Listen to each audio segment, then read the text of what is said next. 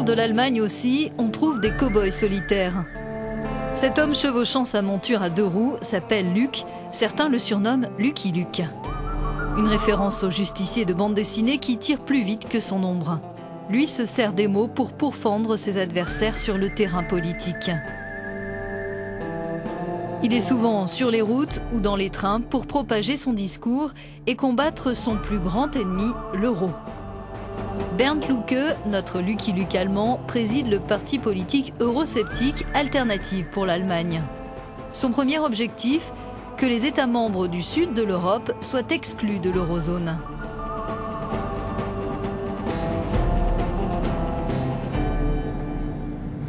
On veut stopper cette politique de sauvetage de l'euro et démanteler la zone euro parce que l'euro divise l'Europe au lieu de l'unifier. On veut en finir avec ces milliards d'euros que l'on verse aux pays du sud de l'Europe. Ces versements les enfoncent davantage dans la crise. Le parti de Bernd Lucke a tenu son congrès fondateur il y a quelques semaines.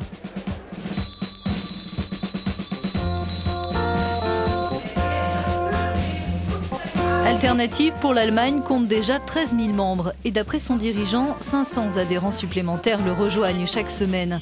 Des soutiens qui viennent de la droite, du centre et de la gauche. Bernd Lucke a adhéré pendant 33 ans aux chrétiens démocrates de centre-droit d'Angela Merkel. Quand le gouvernement de la chancelière a apporté son soutien aux opérations de sauvetage de l'euro, il est sorti des rangs de la CDU pour créer son propre parti. Seuls les pays économiquement compatibles devraient avoir la même monnaie. Quand il s'avérera que c'est trop difficile ou qu'on devra encore une fois garantir la dette des autres États, il sera préférable de revenir complètement aux monnaies nationales et de réintroduire le Deutsche Mark.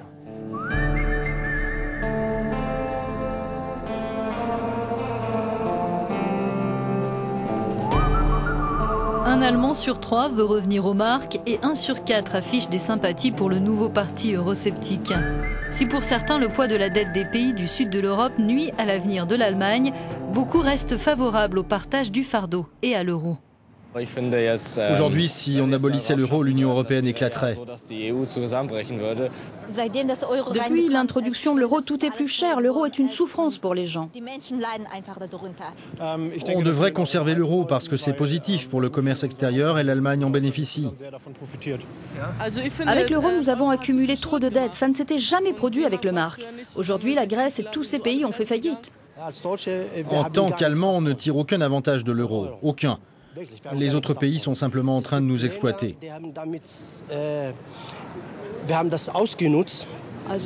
Personnellement, je serais très contente de revenir au mark.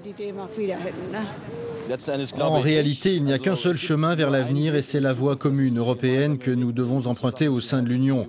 C'est pourquoi l'euro a du sens. Bernd Lucke est bien un cow-boy solitaire. 3% des Allemands auraient choisi de voter pour son parti lors des prochaines élections législatives. Mais vu l'afflux d'adhérents, son président espère obtenir un score à 2 chiffres, sachant que même avec un résultat moindre, sa formation pourrait empêcher la constitution d'un nouveau gouvernement Merkel. Si pour ce professeur d'économie, la zone euro doit éclater, il faut en revanche préserver l'Union européenne.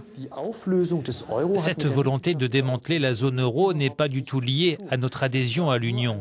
On doit simplement changer les traités, donner le droit à chaque État membre de réintroduire sa monnaie nationale et c'est tout. Cela ne remettrait pas en question notre appartenance à l'Union, à laquelle je suis d'ailleurs très favorable. Je suis plus lucide que le gouvernement allemand sur les conséquences politiques de l'éclatement de la zone euro. Si on garde l'euro, les pays du sud de l'Europe vont tout droit vers un désastre économique. Avec les taux de chômage qui y sont très élevés, en particulier chez les jeunes, il faut craindre une radicalisation. Je ne parierai pas sur le maintien des gouvernements démocratiques. On risque un retour de balancier politique. Des élections démocratiques pourraient porter au pouvoir des dirigeants agitateurs, populistes et extrémistes.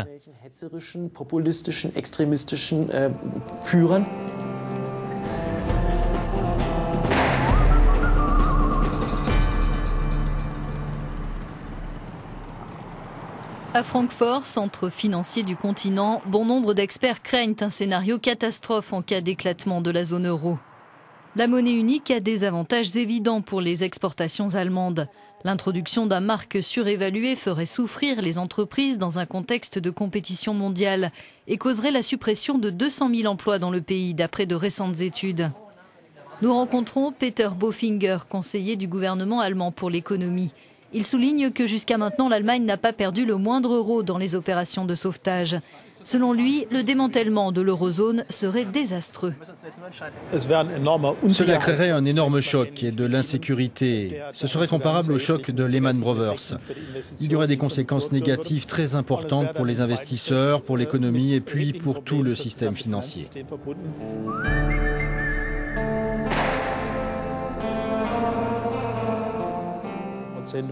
L'Allemagne bénéficie largement de son appartenance à la zone euro.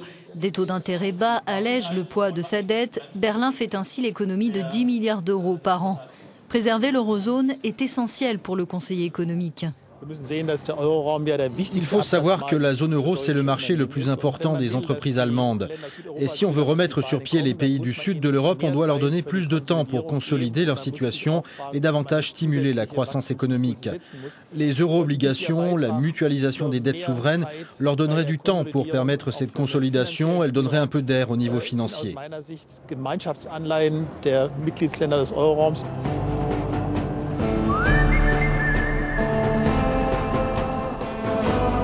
Ces euro-obligations, Bernd Lucke n'en veut pas. Ce serait tromper les électeurs allemands. Lors de l'introduction de l'euro, les décideurs ont promis de ne pas assumer la responsabilité de la dette des autres pays. De plus, les euro-obligations enverraient un message négatif aux autres États. Ils dépenseront sans garder un œil sur leurs recettes s'ils savent que l'Allemagne et d'autres pays solvables garantissent leurs dettes.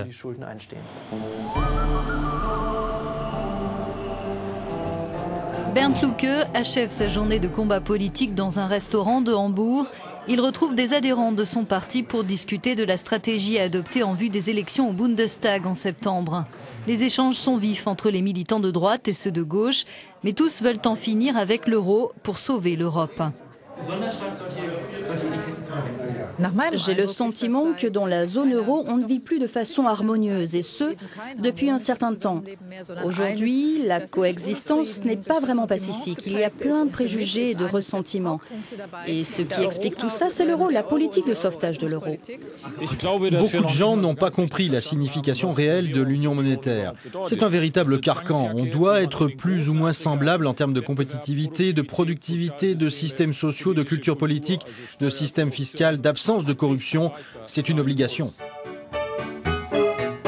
L'alternative pour l'Allemagne est aussi en quête d'une autre démocratie où les décisions importantes, y compris sur des questions monétaires, seraient prises par référendum. Si les eurosceptiques en Allemagne et ailleurs en Europe ne sont pas en mesure de prendre le pouvoir seuls et de faire éclater la zone euro, ils peuvent en revanche faire bouger les lignes politiques, gêner la formation de gouvernement et transformer les prochaines élections en Far West.